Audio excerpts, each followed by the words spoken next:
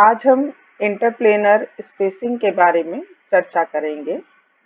इससे पहले के वीडियोस में हमने प्लेन्स और डायरेक्शन के मिलर इंडिसेस के बारे में चर्चा की थी।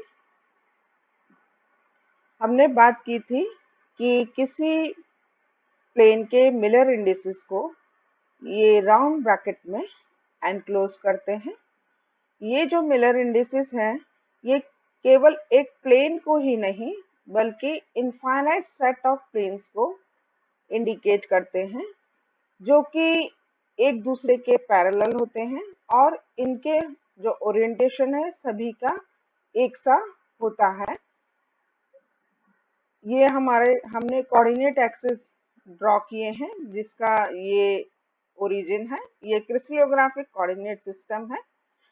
जब हम इन मिलर इंडिसेस वाले प्लेन्स को ड्रॉ करते हैं तो ये प्लेन्स एक दूसरे को ये प्लेन्स इन जो वेक्टर ए, वेक्टर बी और वेक्टर सी कोऑर्डिनेट एक्सिस हैं, इनको ए बाय एच, बी बाय के और सी बाय एल के रेशो में इंटरसेक्ट करते हैं। तो ओरिजिन के बाद जो सबसे पहला प्लेन होगा उसके वेक्टर ए के डायरेक्शन में जो इंटरसेप्ट होंगे वो ए अपॉन एच होगा। वेक्टर बी के डायरेक्शन में इंटरसेप्ट बी अपॉन के होगा और वेक्टर सी के डायरेक्शन में जो इंटरसेप्ट है वो सी अपॉन एल होगा, जहां A B C lattice parameters हैं। इन्हें लैटिस कांस्टेंट्स भी कहते हैं। ए जो डिस्टेंस है वो वेक्टर ए के डायरेक्शन में जो लैटिस पॉइंट्स हैं उनके बीच का डिस्टेंस है। बी वेक्टर बी के डायरेक्शन में जो लैटिस पॉइंट्स हैं उनके बीच का डिस्टेंस है और सी जो वेक्टर सी के डायरेक्शन में लैटिस पॉइंट्स हैं उनके बीच का डिस्टेंस है। इसको हम एक एग्जांपल लेकर समझ सकते हैं। मान लीजिए हम 1 1 1 मिलर इंडिसेस वाले प्लेन्स के बारे में बात कर रहे हैं। तो सब ओरिजिन के बाद जो सबसे पहला जो प्लेन होगा वो a अपॉन 1, b अपॉन 1 और c अपॉन 1 होगा। कहने का मतलब यह है a upon 1, b upon 1, c upon 1 मतलब a b c।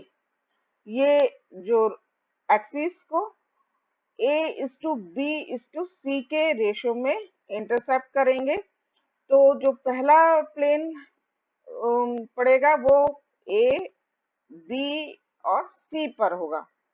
तो a b और c ये ओरिजिन के बाद पहला प्लेन है। 1 1 1 मिलर इंडिसेस वाले इनफाइनाइट सेट ऑफ प्लेन्स में।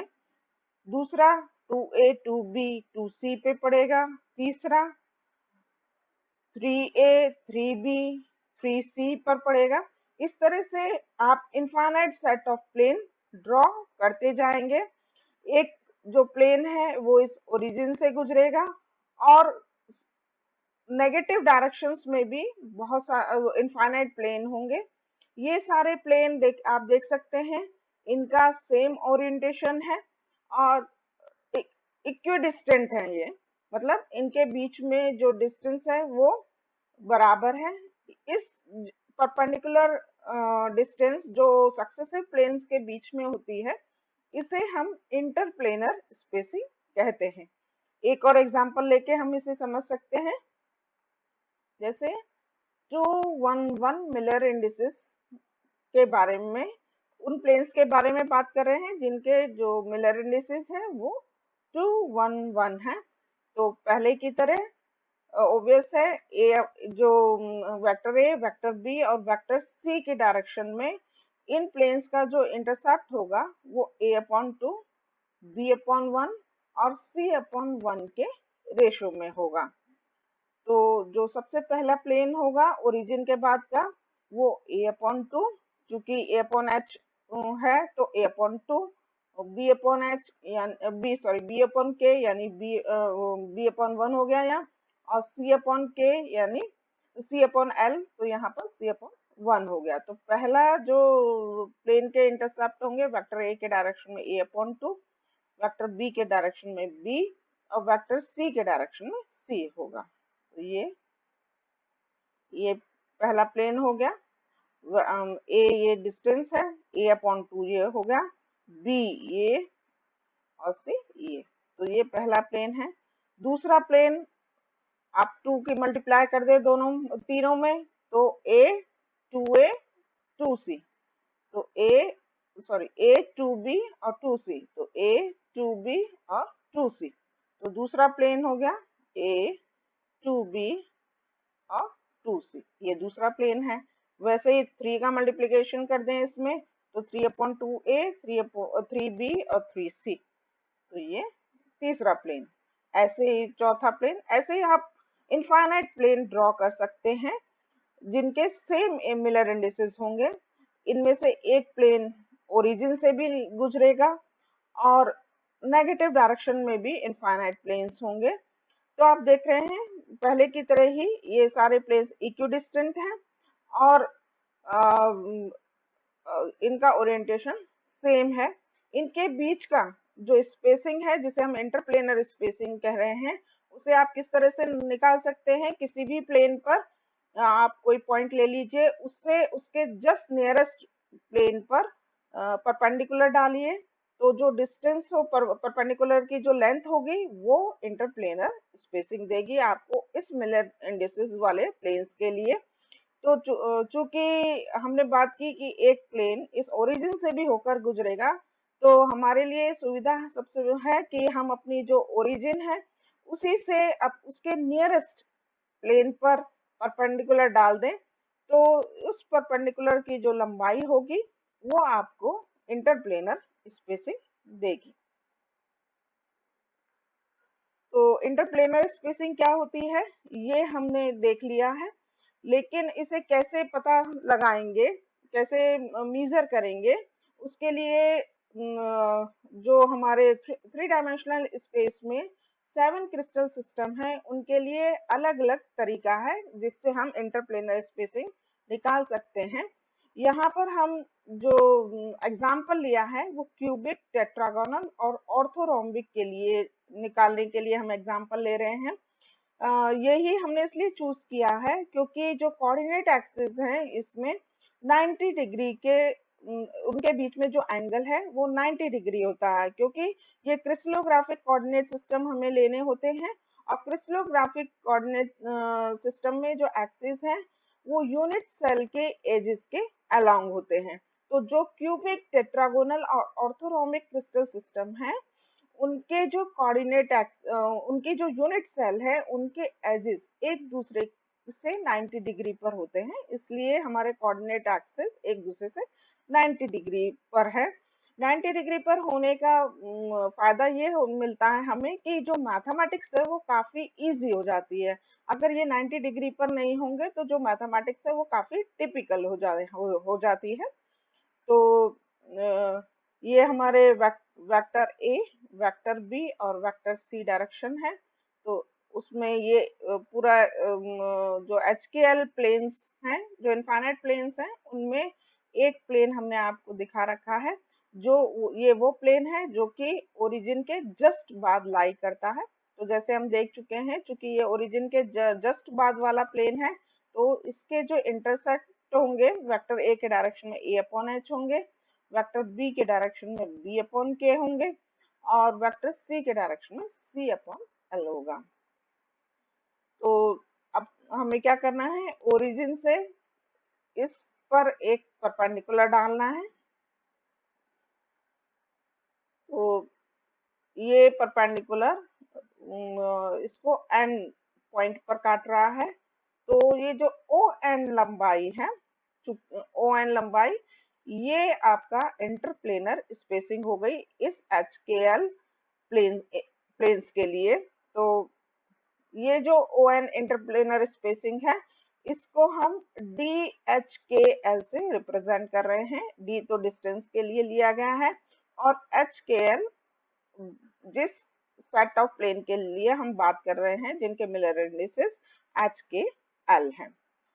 ये मान रहे हैं कि ये जो परपेंडिकुलर है ये वेक्टर एक्स से अल्फा एंगल बना रहा है, वेक्टर बी से बीटा एंगल बना रहा है और वेक्टर सी से गामा एंगल बना रहा है। अब हम थोड़ा ज्योमेट्री करेंगे। हम ये जो एंड पॉइंट है इसको ये इंटरसेक्टिंग पॉइंट से मिलाते हैं। तो हमारे पास एक ट्रायंगल मिल गया है ओ एन पी, जिसका जो चूंकि ये परपेंडिकुलर डाला है तो ये एंगल 90 डिग्री का होगा। तो ओ एन पी एक राइट एंगल ट्रायंगल है। तो डायरेक्शन कोसाइन लिखने पर कॉस अल्फा, डायरेक्शन कोसाइन लिखने पर कॉस अल्फा किसके बराबर होगा? O N upon O P, O N upon O P. O N हमने डी एच के एल लिया हुआ है और OP OP A by H है, इंटरसेक्ट है ये, तो ए अपॉन एच। तो कॉस अल्फा आपका D H K L H upon A. अब एन को इंटरसेक्टिंग पॉइंट क्यू से मिलाया है तो हमें एक नया ट्रायंगल मिल गया है ओ एन क्यू। अब ये 90 डिग्री का है क्योंकि परपेंडिकुलर है, तो राइट एंगल ट्रायंगल है ओ एन क्यू। तो डायरेक्शन कोसाइन कॉस बीटा किसके बराबर होगा? O N upon O Q. तो O N upon O Q D H K L और ओ क्यू इंटरसेक्ट है ओ क्यू बी अपॉन के, तो हमें कॉस बीटा मिल जाएगा। वैसे ही एन को इंटरसेक्टिंग पॉइंट आर से मिलाने पर हमें right angle triangle O N R मिलेगा, ओ एन आर। तो इसमें cos gamma O N upon O R, O N upon O R, जैसे D H K L upon O R, C upon L है, intersect है, तो ये intercept को लिखने सी अपॉन एल।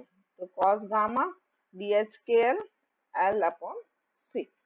अब डायरेक्शन कोसाइन के प्रॉपर्टीज से हमें पता है cos square alpha plus cos square beta plus cos square gamma equals to 1 होता है।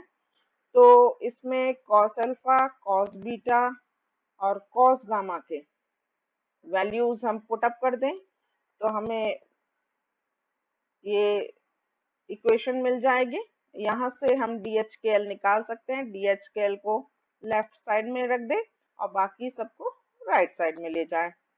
तो ये ऑर्थोरोम्बिक के लिए हमें फॉर इंटरप्लेनर स्पेसिंग निकालने के लिए फॉर्मूला मिलता है 1 upon under root H upon A whole square plus K upon B whole square plus L upon C whole square.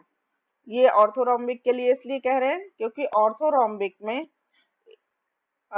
ये ए बी सी तीनों ही बराबर नहीं होते, मतलब यूनिट सेल की एजेस 90 डिग्री पर तो होती हैं लेकिन एजेस की लंबाई, तीनों ही एजेस की लंबाई बराबर नहीं होती, इसलिए ये ऑर्थोरोम्बिक के लिए फॉर्मूला हो गया। अब टेट्रागोनल के लिए, टेट्रागोनल में यूनिट सेल की जो एजेस हैं उनकी वो 90 डिग्री पर तो होती हैं लेकिन उनमें से दो एजेस ए और बी बराबर हैं लेकिन सी बराबर नहीं होती है। तो ए इक्वल्स टू बी है तो इसमें A equals to B put up करें तो 1 ओवर ए स्क्वायर तो कॉमन ले लिया है, तो 1 ओवर तो ये हो जाएगा 1 upon under root 1 over A square H square plus के स्क्वायर प्लस एल अपॉन सी स्क्वायर। क्यूबिक क्रिस्टल सिस्टम की बात करते हैं। क्यूबिक क्रिस्टल सिस्टम में हमें पता है कि यूनिट सेल के एजेस एक दूसरे पे के 90 डिग्री पर होते हैं, साथ में तीनों ही एजेस बराबर होते हैं। इसका मतलब A equals to B equals to C. इसे फॉर्मूले में रखने पर ए बी और सी की जगह हम ए रखेंगे तो 1 ओवर ए स्क्वायर को कॉमन ले लें तो हमारे पास हो जाएगा D H K L equals to 1 under root 1/a² bracket में h² plus k² plus l²। चूंकि 1/a² अंडर रूट में है और कॉमन ले लिया है तो 1/a बाहर निकल आएगा अंडर रूट के, तो हमें मिलेगा a ऊपर ले जाएं तो DHKL is equals to a upon under root h² plus k² plus l²। तो ये हमें क्यूबिक के लिए फाइनल फॉर्मूला मिल गया है। इससे हम इंटरप्लेनर स्पेसिंग निकाल सकते हैं डिफरेंट प्लेन्स के लिए। जैसे फॉर एग्जांपल यदि हमारे प्लेन्स का मिलर इंडिसेस 1 0 0 है तो h की जगह 1, k की जगह 0, l की जगह 0, तो अंडर रूट 1² यानी 1 बाहर निकाल लें तो ये हो जाएगा DHKL is equals to a। इसी तरह हम अलग अलग प्लेन्स के लिए, सेट ऑफ प्लेन्स के लिए अलग अलग मिरर इंडिसेस पुट अप करेंगे और हमें इंटरप्लेनर स्पेसिंग मिल जाएंगे। धन्यवाद।